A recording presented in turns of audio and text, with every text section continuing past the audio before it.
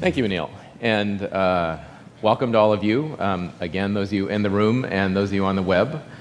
We appreciate your taking the time to spend with us. We're going to have a very interesting set of presentations and perspectives to share with you over the next day or two.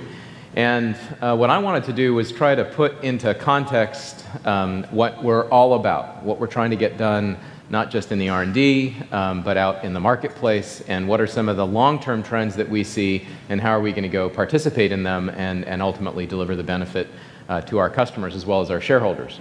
So the first thing I want to do is just get the financial plan reviewed, give you a sense of how we did in Q2.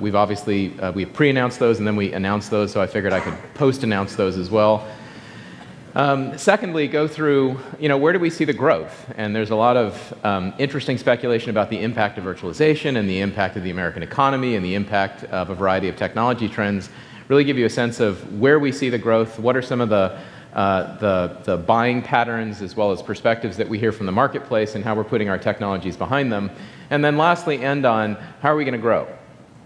What are the ways that we're going to take our resources, take our talent, take our skills, and our presence across the marketplace and make sure we can deliver not just bottom line growth and not just growth and adoption of our technologies, but growth in our overall business value and long-term value to our shareholders.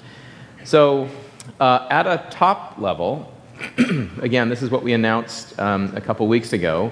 Q2 was a very good quarter for us. We saw a lot of very encouraging signs in the underlying bookings growth, deferred revenue growth. We had a lot of demand across the world.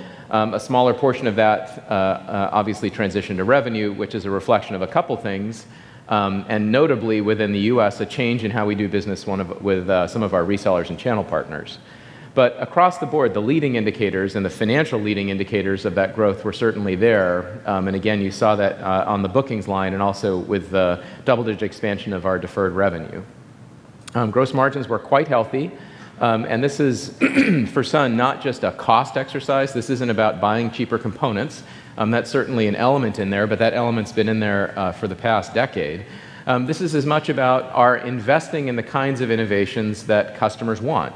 And the way that we measure that is whether they're willing to pay for them. So when we deliver integrated systems, when we deliver innovation, gross margin in some sense is a reflection of the value that our customers see and are willing to share with us.